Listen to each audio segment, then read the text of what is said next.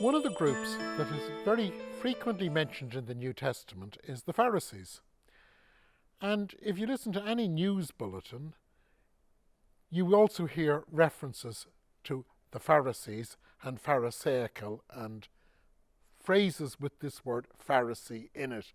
In fact, it's a sort of an obscure term of abuse. Sarah, what do we mean by the word Pharisee, and who were the Pharisees? Well, it's an important question, Tom, and the answer has changed over time, obviously, because as you mentioned, nowadays, I've heard just this year a couple of different politicians accuse each other of being hypocritical Pharisees. But where do we get the term? It's come down to us today largely through the New Testament. But the way the term is used in the New Testament is often polemically. There's a lot of tension in the New Testament, and we're 2,000 or almost 2,000 years away from it, and we aren't part of those groups anymore that had those tensions. And so we lift out a caricatured version of this term Pharisee, which was a Jewish group among several others that were popular at the time, such as Sadducees. We lift out the term and we just take those polemics at face value and use it to mean someone who's hypocritical, someone who's holier than thou, righteous on the outside but not on the inside, all these terrible things. But what I wanted to draw our attention to today was that if we take a step back and look at the term historically, and then fast forward to now when there are still in this world Jewish people, maybe it'll give us pause to think, what does it imply about people who come from a tradition that once had Pharisees in it if we still use that word as a slur? And of course the interesting thing is that Josephus, writing just shortly after the time of Jesus, writing towards the end of the first century of the Common Era, he mentions the Pharisees as just one of the Jewish schools. In fact, he as a young man went and tried the Pharisees out. Yeah. You know how inside a family, a brother and a sister might tease each other and call each other names in a loving way after a lot of trust has been established.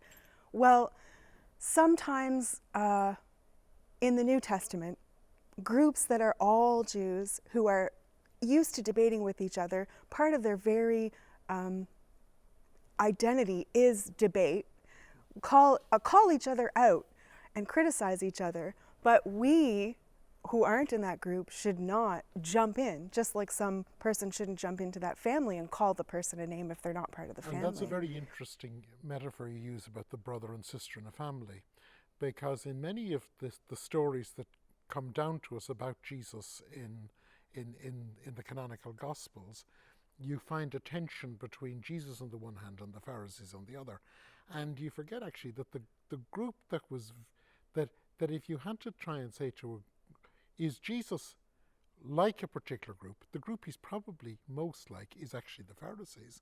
And so many aspects of Pharisee practice and belief, just the very simple one that the whole people is a priestly people, that wherever you are, you can pray. You don't have to pray in the temple. That prayer is something that can take place anywhere, and that intercession for the whole people takes place everywhere.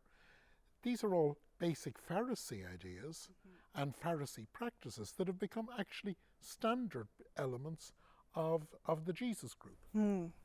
Exactly. A lot of people don't realize they pit Jesus against Pharisees so easily, but they don't realize that historical Jesus scholars, if they had to put Jesus into one of the groups, it would definitely be the Pharisees. Why is he with them so much? What are they doing? They're debating. That's what Pharisees do with each other.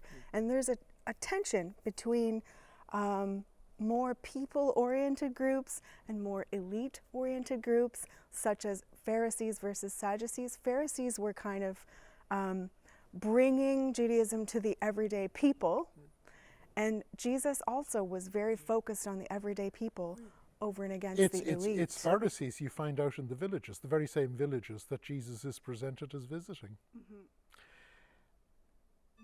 What you have said here in a couple of minutes should remind everyone that if you're going to use biblical terms,